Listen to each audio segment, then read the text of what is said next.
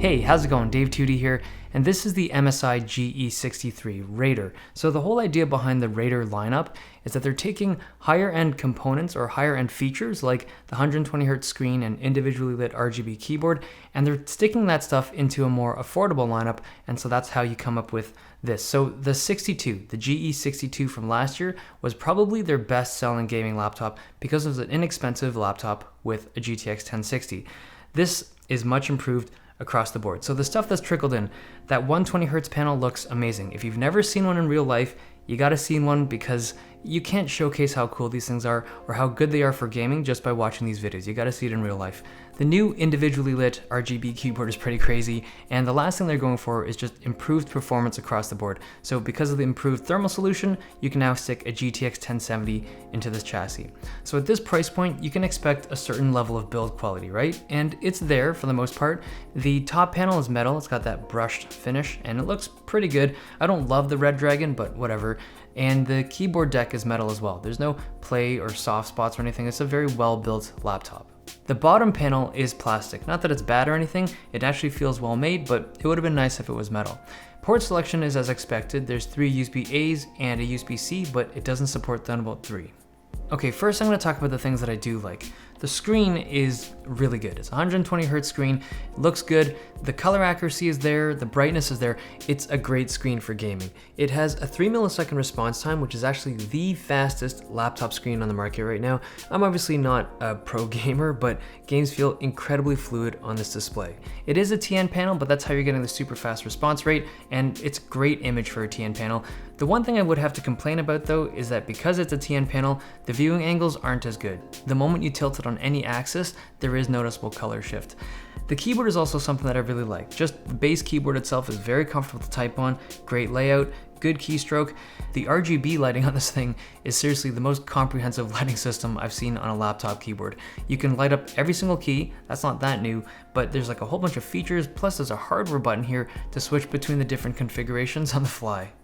The trackpad is surprisingly good. It uses Synaptic drivers, which was kind of disappointing, but it feels really good. The gestures are a little off, like they're not super accurate, but the tracking is good otherwise, and the dedicated hardware buttons are nice. Now I think the best thing about this laptop is actually its performance. So this thing's running a GTX 1060, you can get a 1070, but the 1060 runs really well, and performance in light and even moderately demanding games is just amazing with this 120Hz screen. You can obviously play more demanding games, but you won't be able to show off the screen as nicely. So that's one of the things that I think this whole laptop industry has been shifted towards. You want to be able to showcase your amazing graphics cards by getting really high refresh screens. If you're capped at a 60Hz screen, there's no point in having a GTX 1080 on a laptop. Like, you're not gonna be able to see those extra frames that your card can push out. So this is a really nice combination. The fan noise is also very acceptable. On idle, it's pretty quiet. On load, it's not too bad, but if you want to, you can hit the cooler boost button and it'll just crank the fans to max, and this will give you the best possible frame rates. It's super loud, but if you're rendering a video or playing something that's just really intense, you'll want to hit that button, and the fact that they have it is really nice. I wish more laptops had something like this. The thermals on this laptop are good. It has 7 heat pipes in there, which is pretty nuts. I can't speak for the GTX 1070 configuration, but on this one, the one with the GTX 1060, there's no throttling and the external temperatures are very comfortable as well. There are a few things that I dislike about this laptop, and they're not super important, but I feel like I should mention them in case it affects your purchase decision.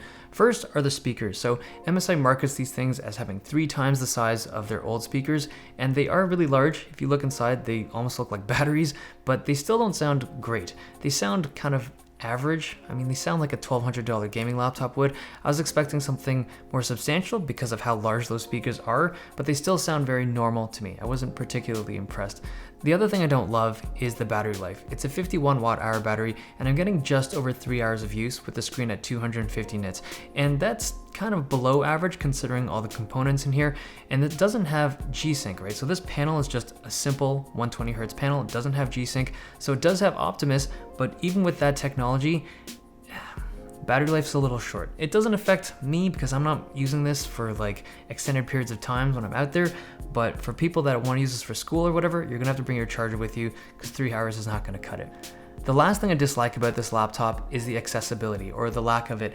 Now, MSI laptops are not the easiest ones to open. They usually make it a little bit more difficult, and they often have a sticker that says, don't open this thing. But this particular laptop is extra hard, and it sucks because inside there's 2 NVMe slots, there's 1 SATA drive and the 2 RAM slots, so there's a lot of room for upgradability and stuff, but it's very difficult to get in there without chipping or breaking the frame. And because this is a review unit, I didn't want to go ham and just crack the thing. But that's basically it. A few things that I dislike about it, but the overall laptop I really like. I think MSI is going to sell a lot of these. If you're interested, there's a link down below with the most accurate pricing. I think these can start at $1,500. They go up as you kind of add more stuff to it. Hope you guys enjoyed this video. Thumbs if you liked it, subs if you loved it. See you guys next time.